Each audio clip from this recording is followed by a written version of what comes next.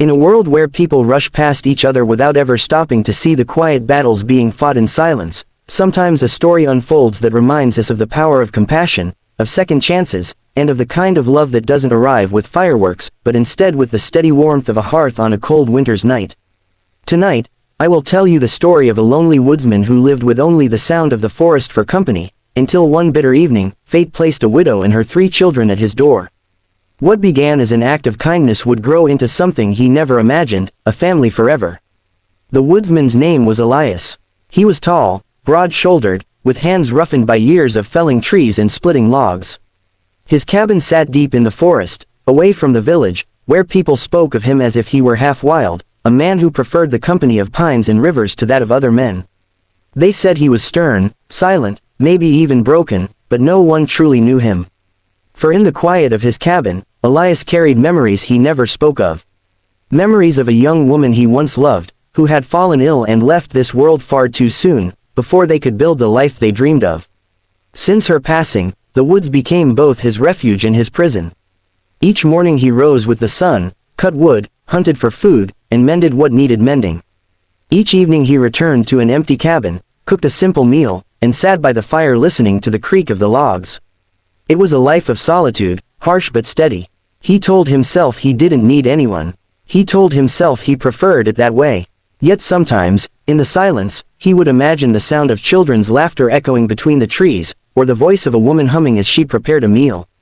And then he would shake the thought away like a man brushing snow from his shoulders. It was in the heart of winter, when the snow lay thick and the forest grew deadly quiet, that his life changed forever. One evening, as the wind howled against his cabin and the fire roared, Elias heard something unusual.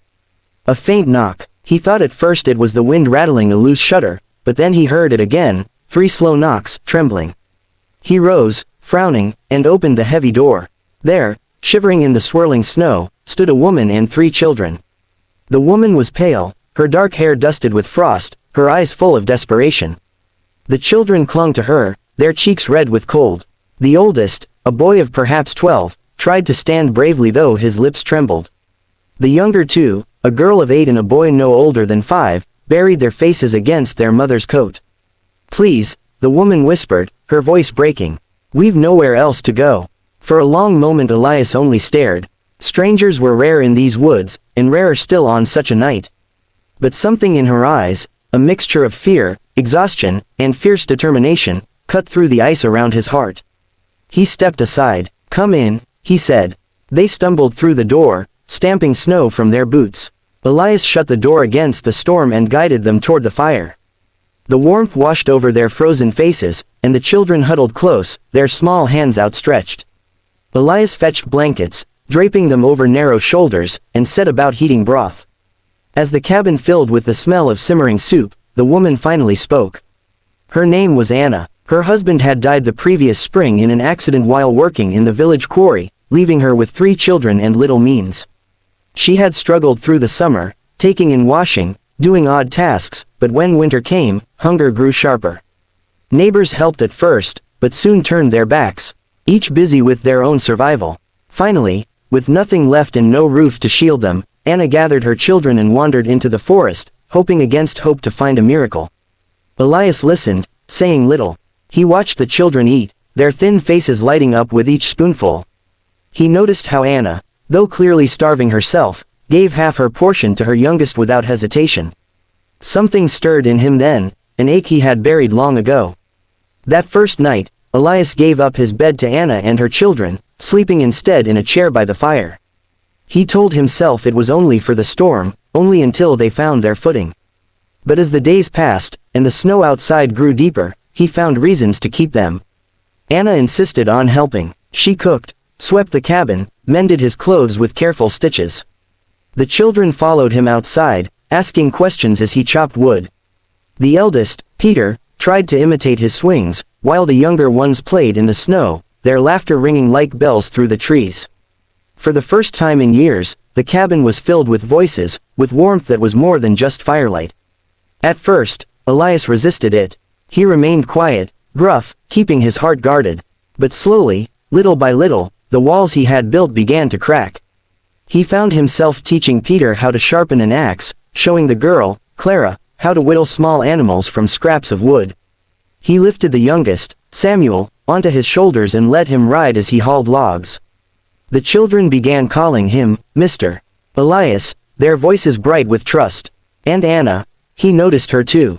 The way she hummed softly as she kneaded bread, the way she brushed her daughter's hair with tenderness, the way her eyes met his with gratitude that held something deeper beneath. One evening, as they sat by the fire, Anna said softly, "You didn't have to take us in. But you did. I won't forget that." Elias shrugged, staring at the flames. No one should face the winter alone. But even as he said it, he knew it was more than that.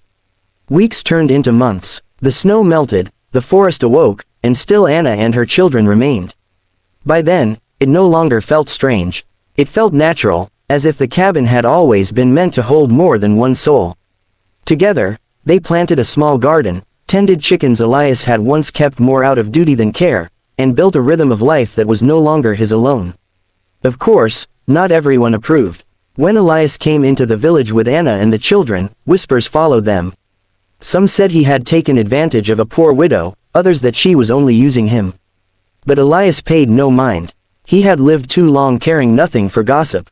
What mattered was the laughter in his cabin, the meals shared, the sense that, for the first time in years, he was not merely surviving, but living. There were struggles too, nights when Samuel cried for his father. Days when the work was heavy, and Elias's old wounds ached. Moments when Anna feared she was a burden. But through it all, they leaned on one another.